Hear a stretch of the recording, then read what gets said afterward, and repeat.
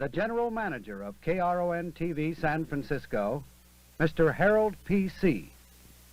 The film which you are about to witness is one of the many non-entertainment public service programs produced in color by KRON-TV, Channel 4, San Francisco. The rights to this film specifically prohibit its use for broadcast without the express permission of KRON-TV. The management of KRON-TV hopes you will derive some benefit from this presentation, and we solicit your comments. One half of all the prescriptions written in this country are for drugs that affect the mind. So says Dr. John Griffith of Vanderbilt University. And the workbench of any pharmacist would confirm his statement. The New York Times said recently that for all but a few Americans, life can't be lived without drugs. Yet, as Dr. Frank Fremont Smith of the New York Academy of Sciences has pointed out, a powerful pharmaceutical agent, if used unwisely, is dangerous, especially if its site of action is the brain. Recently, the California legislature acted swiftly to outlaw one particular mind-changing drug, lysergic acid diethylamide, better known as LSD. This is Assignment 4, the weekly award-winning Report to the West, produced in the community interest by the documentary department of KRON-TV. Tonight, Danger LSD, the story of society's effort to halt the sale and use of a powerful new drug.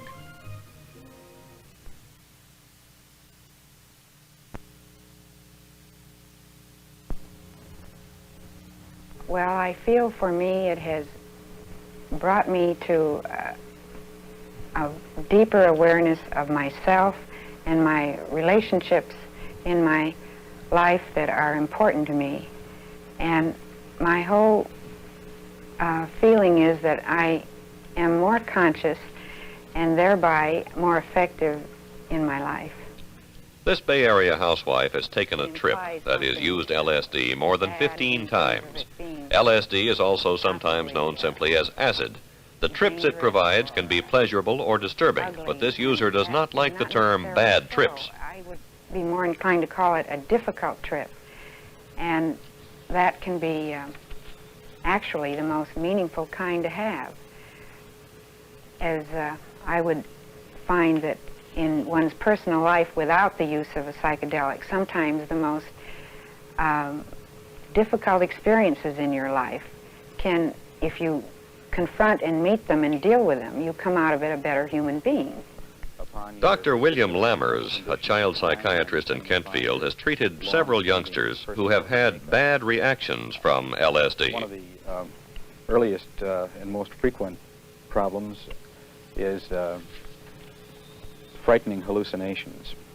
Another one is the recurrence of the symptoms of LSD intoxication even weeks and months after you took your last dose of the drug. The third and perhaps most serious variety of unfavorable reaction is the development of an acute or even permanent psychotic state.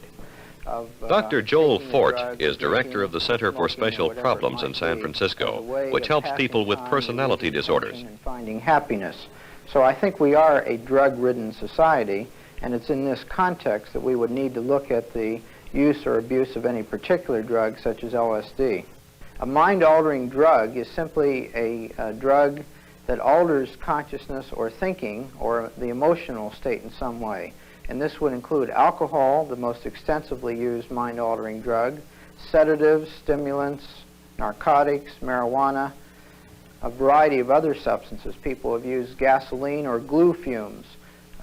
They've used a variety of plant seeds and other substances, and including LSD. LSD is different from the others in that its effects are more profound, more pervasive, and its effects are brought about by much more minute dose than the other mind-altering drugs. It's especially disturbing to see teenagers taking LSD for thrills. It's extremely dangerous. They're taking a risk that could change their whole life in a very negative way. This drug is no plaything. I know of examples from outside of my practice that are better demonstrations of the seriousness of this drug. There's an example from Los Angeles of a man who walked out on the freeway and was going to merge or mold himself into the oncoming traffic and was struck dead by an oncoming car. There's an example in Berkeley of someone who was going to try and fly out of a second-story window and killed himself. Frightening LSD hallucinations are sometimes called freaking out, yet the idea of a journey into the mind has persuaded many people to try an LSD trip. There is an acuteness of your whole development of your whole sensory level. You have an intensity of experience. The colors will be far more dramatic, and often in hallucinatory experiences there will be a sense of movement of things that would ordinarily appear as being stationary, and these will be very lovely to watch. And sometimes your sense of touch or your sense of smell will be heightened to the point where the most simple things have a delightful kind of experience for you on that level. Others have said, "My body is no longer my own. I feel it melting away." Time has no meaning. Time is standing still. Sometimes the visions are beautiful. It's like being born again. Sometimes ugly. I keep seeing the corpses of friends, my own death. The reactions, endlessly varied, are in response to a microscopic amount of this powerful chemical.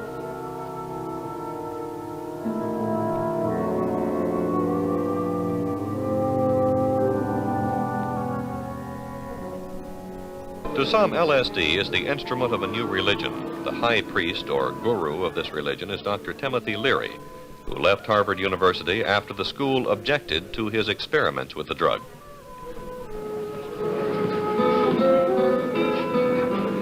We're not starting the religion to legalize and cover our activities. It's been well known to the American people and to the world for the last 6 years. We've been using marijuana and LSD for serious spiritual purposes. That's no secret. I know that Dr. Leary has spoken about the fact that ministers and rabbis have also used the consciousness-expanding drugs and have had favorable experiences, and I certainly would admit that this is possible.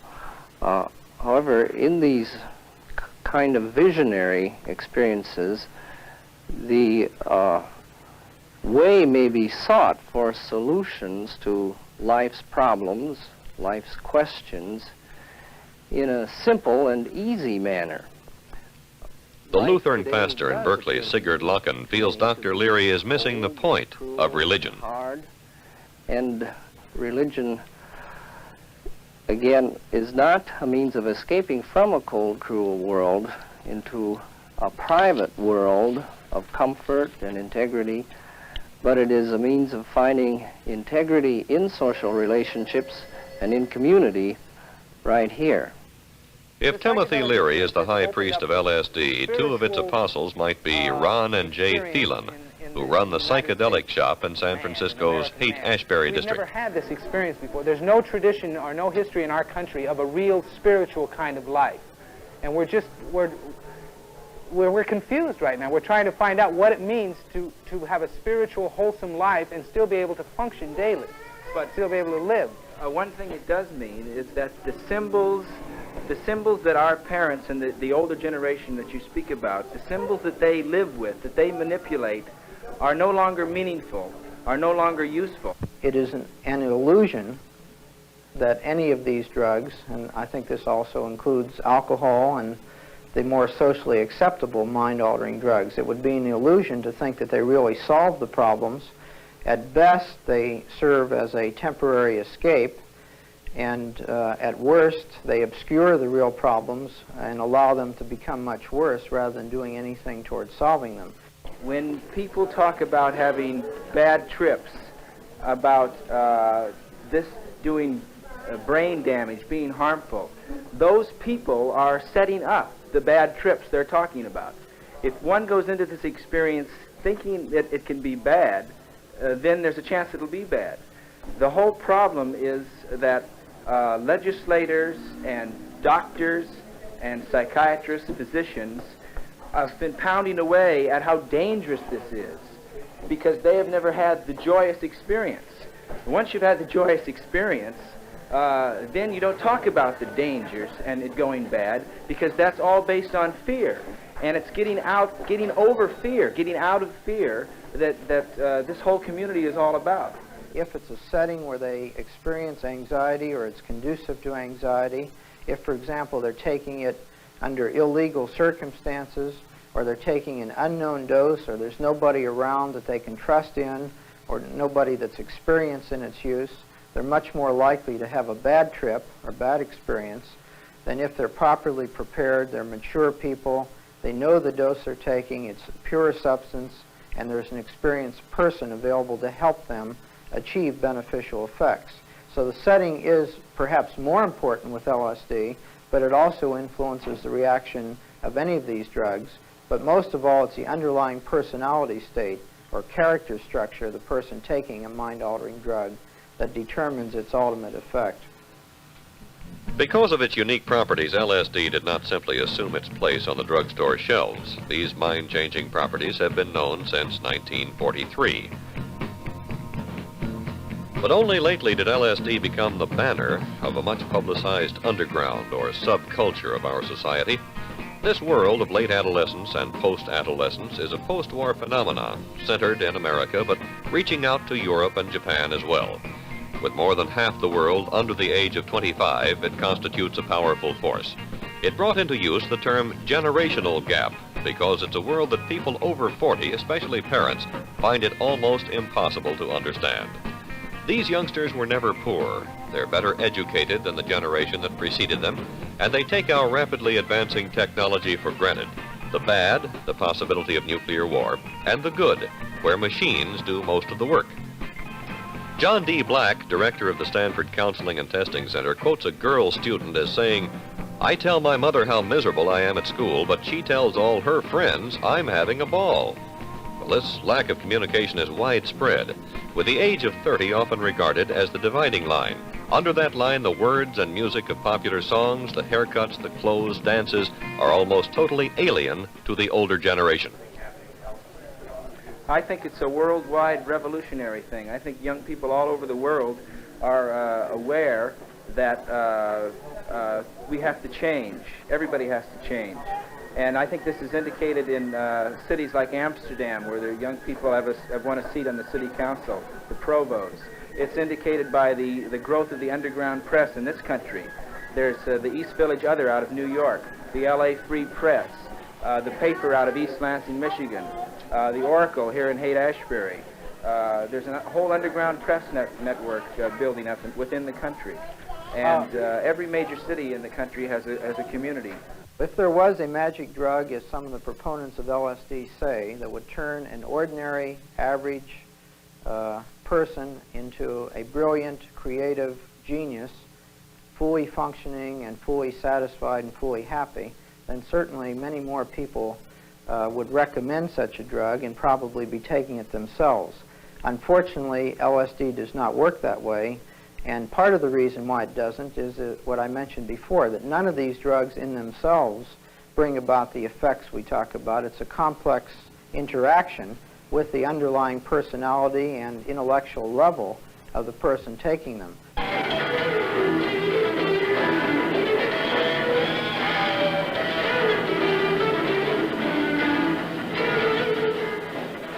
The most far-out fringe of this underground has come to be called the psychedelic scene. The word, based on the Greek word delos, meaning manifest, was invented by Dr. Humphrey Osmond to mean mind manifesting or mind revealing. In this world, lights and sounds and colors seem to have a new meaning or emphasis, roughly similar to that experienced after taking LSD. The term psychedelic was taken up by the mass media, newspapers, magazines, TV, and advertising. And it became part of the language. Even the New York Times began using such phrases as turned on or taking a trip. In this atmosphere, LSD, even though illegal, was used by more and more young people, often by unstable youngsters whose hang-ups almost guaranteed them bad trips because they were taking the drug in an unsupervised setting. Physicians, lawmakers, and parents expressed concern. And California Attorney General Thomas Lynch held several meetings to point up the dangers of indiscriminate use of powerful drugs.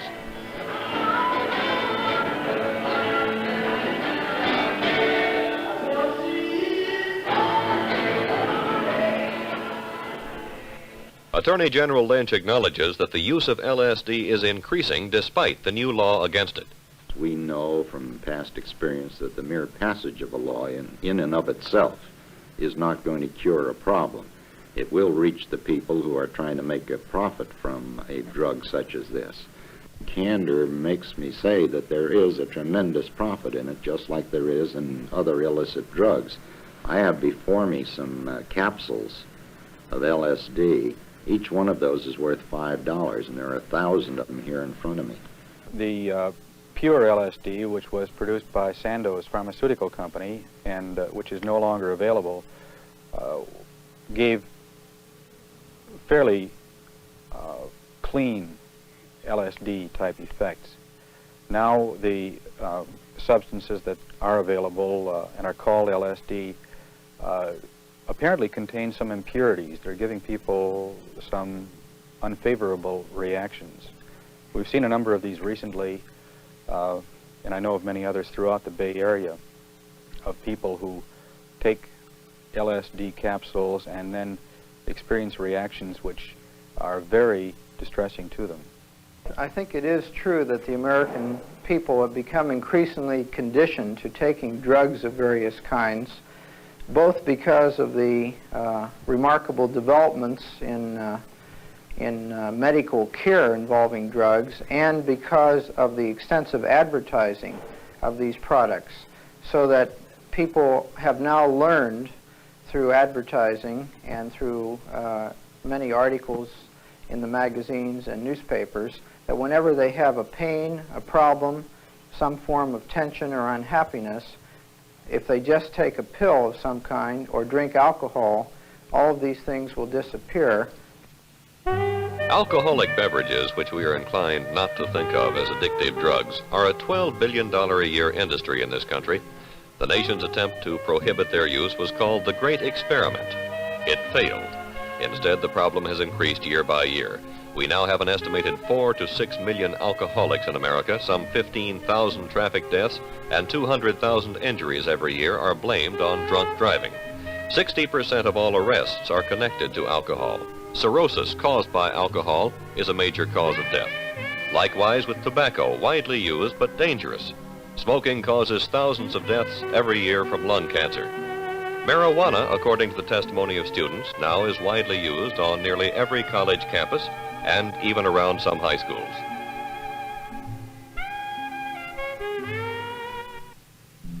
Sedatives, tranquilizers, and other mind-altering drugs dispensed on prescription are a $500 million a year business. It is in this drug-taking atmosphere that an even more powerful chemical agent, LSD, came into use, with the long-range effects still to be determined. With no way for anyone to buy or use LSD legally and under proper controls, the risks involved in taking the drug radically increased. Yet in the proper hands, LSD can be useful. In terms of treatment, it's been useful in treating alcoholism and in treating various forms of neurosis or behavior problems. It's been useful as a research technique in understanding brain functioning and mind functioning somewhat better than we did before. It's now been used in the treatment of the dying patient, somebody, for example, who has terminal cancer, to help them deal with this terrible experience in a better way, help them to accept what's happening. It's been used in augmenting creativity, and it's important to stress that this is in already creative people rather than in making non-creative people creative. Will tomorrow's world be a psychedelic one? In the Haight-Ashbury, they dream such dreams. Within the psychedelic generation, it's mostly, I think, a white middle-class movement right now. There's not many black people in it, but they're coming in it. And the people within the white people within this psychedelic generation refer to people such as like John Coltrane, Albert Eiler, Archie Shepp. These are people that I find that can give me intelligence and wisdom that can teach me. And these are all avant-garde musicians that are playing liberated, joyous music. And those are the kind of black people that I find that can help me. America's true spiritual leaders, I think, would be a good way to describe them. Also, the rock and roll people. I don't think there's a major rock and roll group in the world that's not turned on. Some of it is going to have its consequences upon all of our established institutions, including the church. We've already seen in the church jazz liturgies, and I fully expect to see folk rock liturgies, some of this music, some of this experience, some of this new style of life brought into the church as it exists today. I'm rather sorry to hear that they say every rock and roll group is turned on. I'd be really sorry to know that this was the source of all the grand music that these groups are able to produce.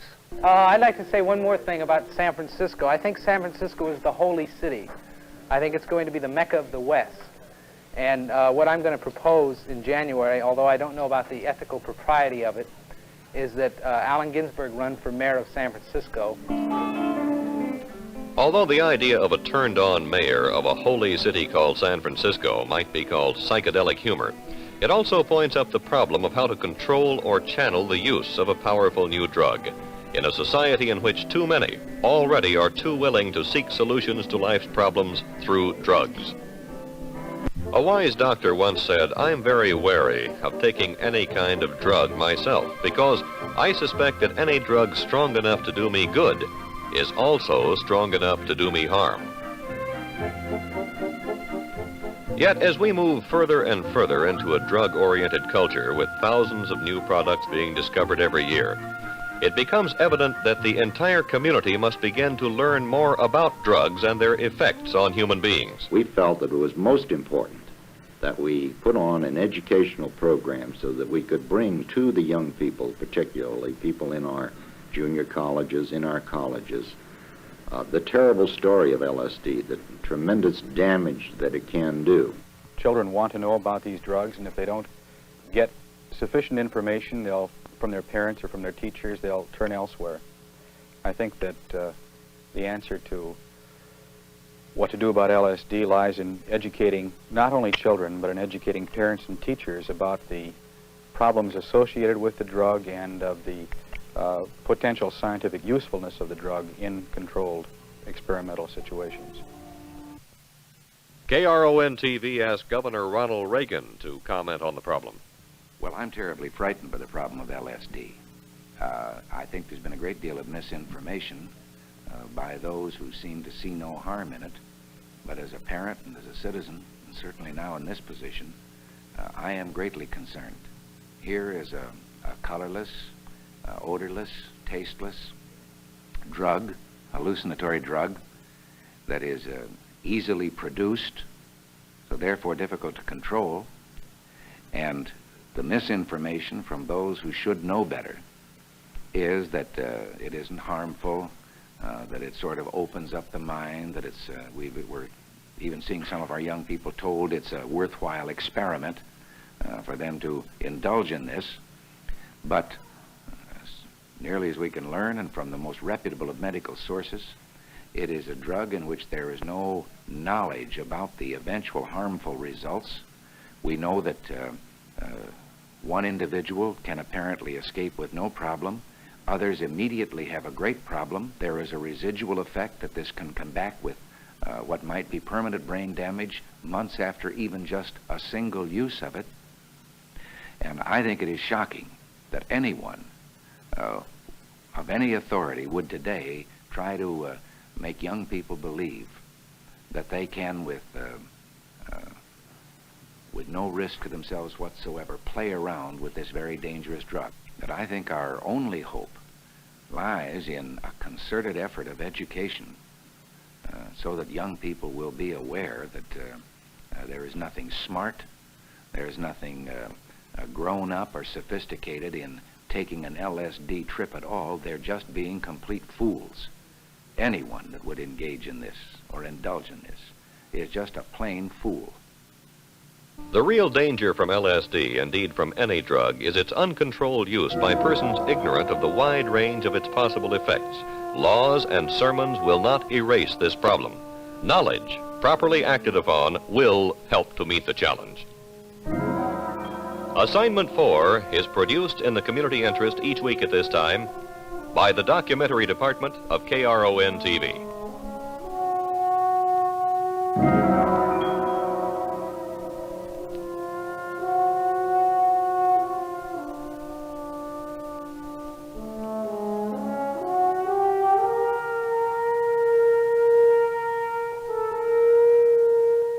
Be with us again next week for another Report to the West on Assignment 4.